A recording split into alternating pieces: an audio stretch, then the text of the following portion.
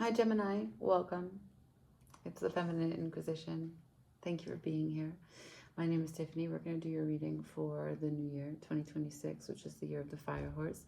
We're going to see what your fire horse is going towards. If you successfully mounted, and what this next chapter is all about. I got two new decks. Yeah, the Sibyl or Sibylia, I don't know how to say that really, Oracle, and a Lenormand deck, the golden.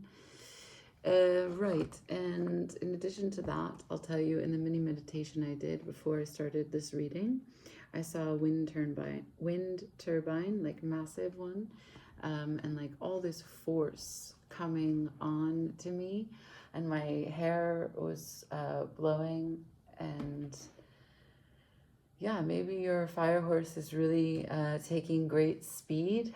I don't know. I think it's been a really, really hard year. 2025 has been quite convoluted. A lot of stop-starts, a lot of redirections. I know it was a 9 years, so there's a sense of shedding of the skin because it was a snake and completion. But the question is still remaining for me. What is complete? And what was shed? And maybe you're going through similar things, so just write down for me in the comments, if you will, if you care.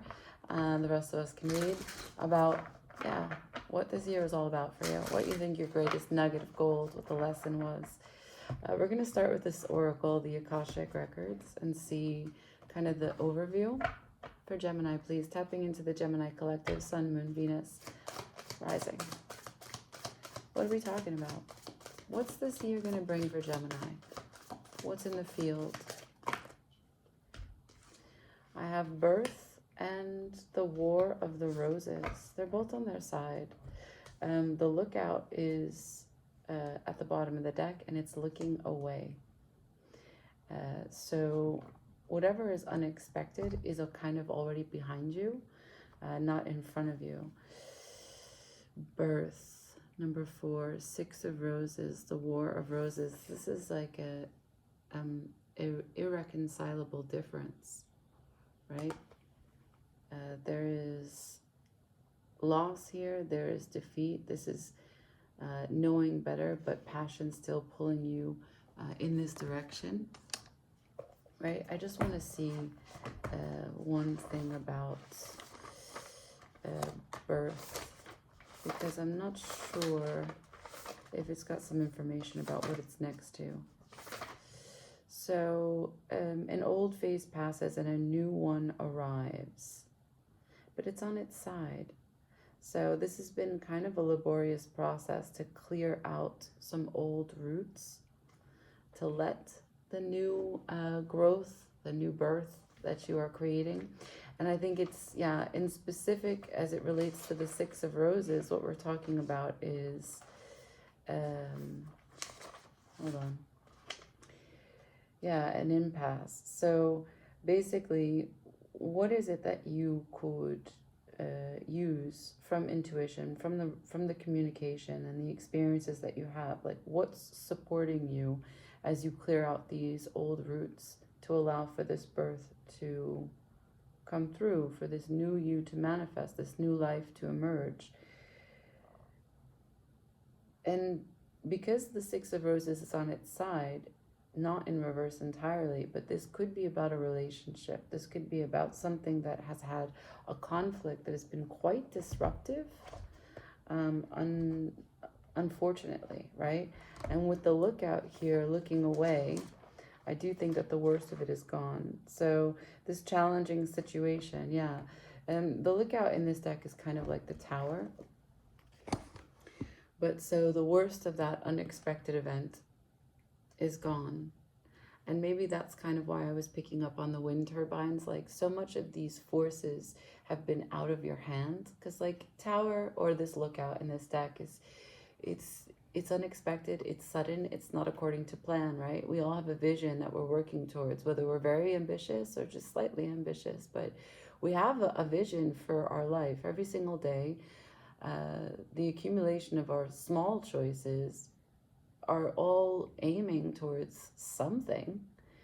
And usually that's about happiness, that's about connection, that's about prosperity, and that's about putting the real you into the real world. But this has been a huge disruption to that endeavor. And it's been sudden. And the wind turbine, as I saw it in the meditation, was out of control. It was chaos.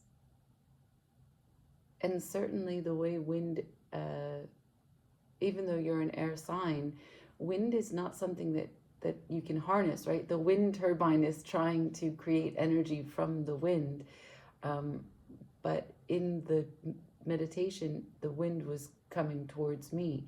So much of it could not be harnessed, and it was animating everything, and changing and displacing that which we were hoping for.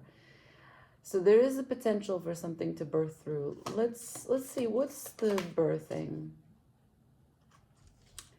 So this is one of the new decks. This is City House. 4 of Hearts.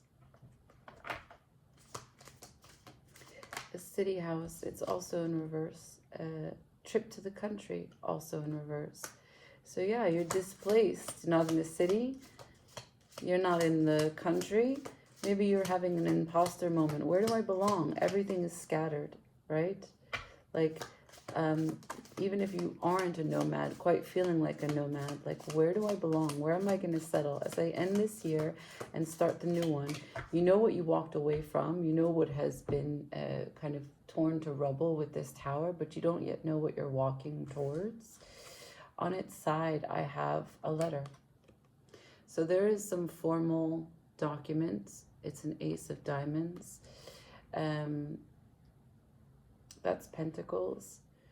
So there is some opportunity, some real world seed that will be planted. If it will be planted in a new place, I don't know. If you're transitioning to a brand new beginning, or if it's just a seed that you now know matters to you and you're going to work on to harvest.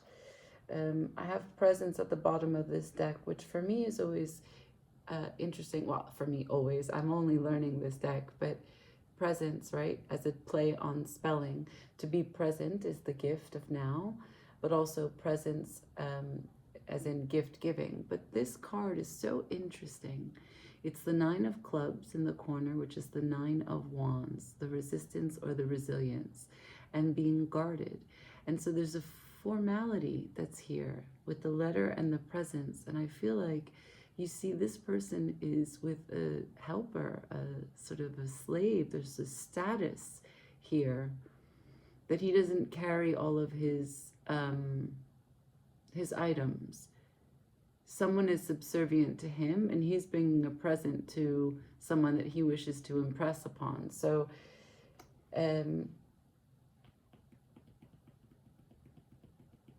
what will this gift of this letter, Ace of Pentacles, be? Right? What is being birthed? So not in the city house, not a trip to the country.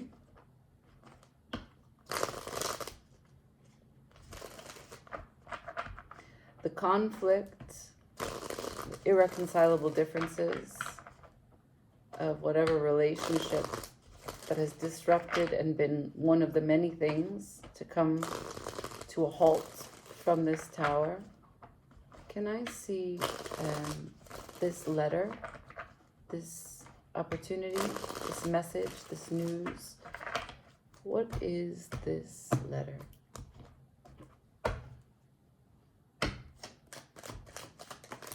The moon in reverse, an emotional reveal. For you, Gemini? 7 of Swords. Maybe someone else's secret, someone else's backstabbing, someone else's deceit, someone else's what they didn't fully disclose before, but you had suspicions about, right? Because the moon is always going to bring a sense of intuition, what it is that you are being guided by.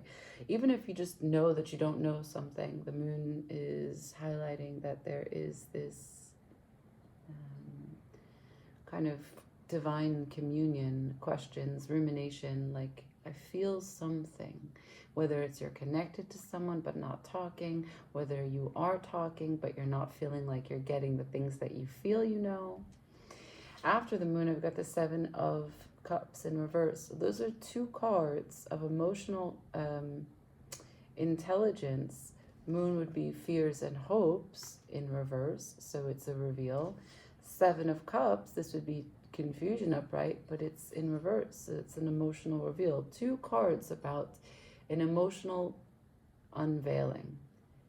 The objectivity, the truth, the clarity. The Queen of Swords is at the bottom of the deck. This has to do directly with the letter. That's a sword, but that's also a pen. So there is something that is being written, something that is being declared, something that is being understood about an emotional clearing, what has risen to the surface, that crayfish, from the confusion, what it means to be present here and now, not in the city house, not in the country, not in the middle of the battle of the War of the Roses, and not yet breaking through the surface with birthing whatever it is that you are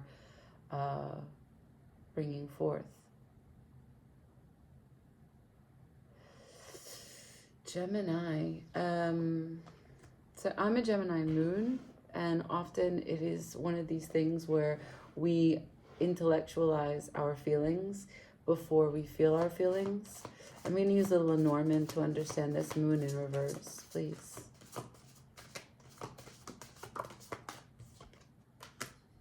I have the 13, which is, this is a child, like the child in this deck.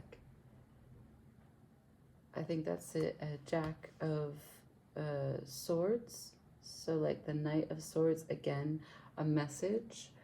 And the key is at the bottom. So let's just look very quickly because again, I'm learning these decks. So this is the child, this is an innocence, this is a beginning, right? This is that birthing that we saw here. The first card, the children are there too. And so maybe you're going back to basics of a kind of fool, like, let's start again. Let's be playful, let's be curious. And it is about simple ideas. Maybe you as a child, but also being playful with children. This is the time of being with family, right? So you could be really just reveling in this kind of playful Santa, Christmas tree, Christmas games, Christmas cookies, whatever it is that is cozy for the magic of this time of year that children really bring to life for all of us. Right, so I just want to see the combination between the child and the key. Let's learn. The key is on the underneath, and the key has to do with a solution, a breakthrough, with new adventures, new horizons.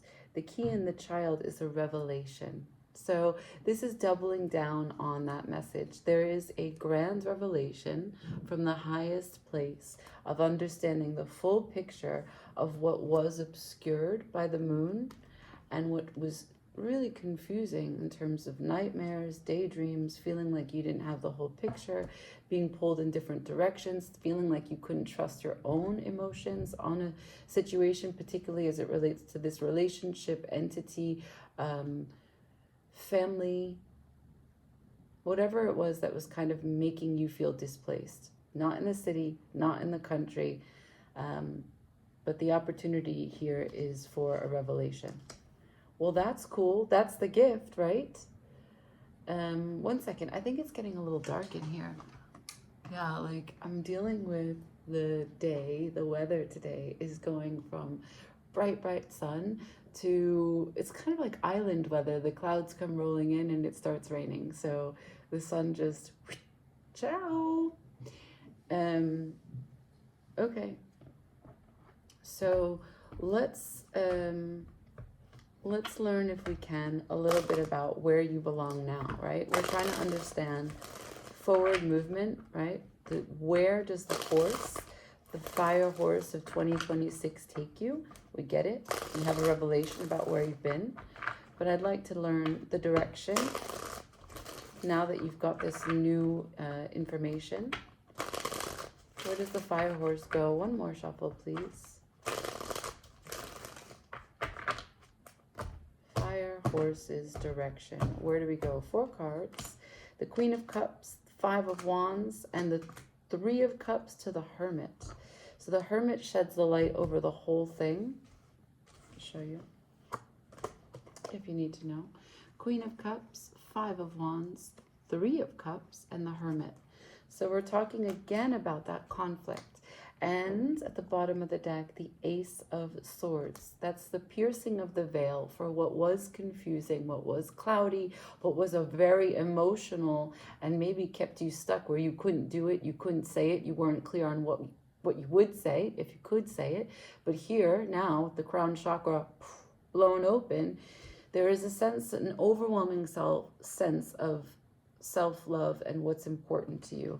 And maybe this conflict isn't it. Maybe you realize, yeah, okay, there's a bit of ego in there. With the moon present in a reading, we are always liable to face the ego guiding us because it's dark. The moon is dark. We can't see the whole thing. So it's easy for us to project what we want to see. That's why it's hopes and fears. And what builds hopes and fears? Our ego. Not in a bad way, just a way. So self-love being more important than the conflict, than the chaos and the confusion, than that turbine of all that wind coming towards you, right? That resistance. And then this is super beautiful. A 3 of Cups with the Hermit. It's like this. The Hermit is shining light on this harmony, this togetherness. This is maybe the celebrations of the holiday season that we're in right now. But also as you move into 2026, it's going to be one that is more harmonious for you. More, yes, I can. Yes, I'll go do that. Yes, I want to be with friends. Yes, I want to spend more time with people that make me feel good. I want to cheers my cup to life. The Hermit to the 3 of Cups. Now, because the 3 of Cups follows right after the 5 of Wands, I'm curious. If this key offers us a solution, is there a chance that the conflict reverses itself? And instead of these guys fighting each other, all the different ideas you have and the different ideas of the other people that are in this conflict, right? Remember the War of the Roses. There are 2 sides. Maybe there is a way to come together. So let's get clear on that, okay? We'll go back to the Akashic and we'll learn what's in the field, right? This is the potential, the Akashic records of what's available in the ether to pull down from. What is sort of fate, what is written, even though you can always rewrite your records, it's what's available in the ether for you. Can I see this 3 of Cups after the conflict? What's their spirit for Gemini for 2026? The Buddha prepares. Again, the card is on its side. I'm not getting straight upright cards for you. So this is number 13. 13 again reduces to 4. We're talking about foundational concepts. The first card you got was 4, which was birth. This is another 4. This is also 13. 13 might be important. It's also 1 before 3. And we're talking about internal harmony when we deal with 3s. Yeah, I think that's really critical because 1 would be you as an ego standing before what it means to redetermine or pick up the pieces from that wind, from that tower, from everything that fell to rubble, picking up the pieces and only holding on to the new foundation of what harmony really looks like for you. And that was, again, the message from the birth, right? There was a tearing down of old roots so that you can clear the way to birth something, whatever wants to come through. So the Buddha prepares is about preparation, about action, purpose, an inner preparation, a clearing of the heart space to know what you really want. And that's what I was just talking about. I didn't even, yeah. And so you're healing, precisely, you are shining light on what it means to have harmony. So let's go back to the Sibylia. Can I have some messages on the Buddha prepares? Pleasant pastime. Yeah. Pleasant pastime. Cups, again. Celebration. Plaisir. Anything else for the Buddha prepares from this deck? No. Okay. Now, let's go to the tarot and see what this Three of Cups, who's involved. Can I see who's involved in this Three of Cups? Are there any people that we can talk through, meet? Is it just internal? Is it individual? Okay. So the Seven of Swords makes a message again, makes an appearance. We have the Two of Wands followed by the Seven of Swords. And they are looking in the same direction because the Seven of Swords is in reverse, as you can see. And so the Seven of Swords in reverse is that there is a reveal. So that's 3 cards on the floor about what it means to shed light on a situation that was deceptive before, whether it was your own perspective that blinded you and didn't allow you to see it clearly. If that 7 is about you developing your own understanding, or if it's someone else that was deceitful to you, manipulative, controlling, avoidant. And so you're taking this step with these Two of Wands. This is the choice as you clear these roots to birth something and redefine what is harmonious for you. So for me, I don't see this 7 is the number of the self. 2 of Wands is a choice that requires a lot of preparation, a lot of planning, some waiting, because timing is of the essence. And you know that this choice that you'll make at the Two of Wands is going to set you up for success to go through the rest of the suit. And so this is about stepping into a new future. You are birthing something new. Knight of Swords, that's your energy at the bottom of the deck.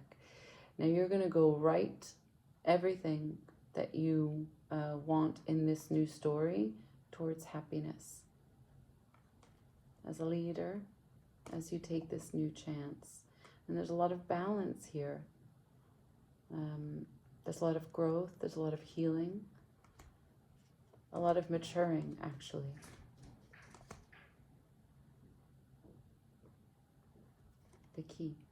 The key to unlock what was clouded before and not able to be viewed in its entirety. So when I pulled the Buddha Prepares, at the bottom of the deck was the Hilarion, which is logic, reason, science, powerful backing to any endeavor. And so that's what we are looking at here. So, I mean, the message is basically the worst of it has been behind you. Where your wild fire horse goes in 2026 is a little bit of preparation, a little bit of recovery, and recognizing that playfulness, childlike curiosity is going to clear the wreckage from the old egoic ideas and open up a chance for you to have a new adventure. And that new adventure is one that is harmonious, one that is full of light, pleasantries, joy, harmony. and understanding yourself a little bit more clearly, understanding everything that you lived up until this point so that you can love you completely. Some of this is also about recognizing there is nothing that you can't get through, that you are a spirit having a human experience, and remembering the childlike curiosity is okay with the ups and downs. But that's the opportunity here, an emotional clearing so that you can prepare and the world is your oyster. You want some advice? Let's get some advice for you. We will use the Universal Tarot. So I have a full deck. Can I have some advice, please, to close out this message for Gemini for 2026? This is, again, the direction that the fire horse is moving into. I think it will be a very cleansing year. And perhaps, like I said at the start, with the completion of shedding the skin, you will meet the world with new eyes. One that is childlike, fun.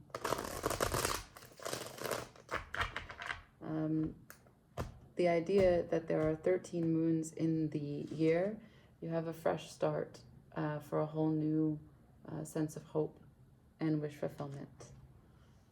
Okay, so some advice for you. What does Gemini need to know for advice, please? 3 cards would be great. Hangman, fresh perspective. What was once stuck will now bring you to a higher place. Godly eyes. The Chariot, a consolidation of your energy so that you can make progress. And then make progress on what? What was the conflict? The internal conflict, I see that as. I'm just going to take that. Again, Knight of Swords, the wholesome energy so that you can forge ahead. I think that, again, this is the King of Cups. There's an emotional stability that allows you to recognize that it is the internal conflict, right? You are a very diplomatic sign, holding all ideas in one body, which can be quite confusing at moments, hard to navigate, but you're the best person to do it. And so I think that you are recognizing this year, 2026, will offer you a real revelation that it is an internal emotional place of harmony. It is recognizing when I am internally conflicted that then I show up and there's conflicts, right? Because it's always reality mirroring that which is inside. We are creating constantly within the field. And so when you consolidate your energy and can see things with your godly eyes to know that you are a spirit having a human experience, the conflicts that are within shall not be taken too seriously. And that stability offers you a chance to just be on your way, like the knight that you are, swift, seeing the whole picture, everything and anything at once. Okay, cool. I'm going to leave it there. Please do send me a message about 2025 or what your hopes are for 2026. And also anything else, like, share, comment, and subscribe. Ciao.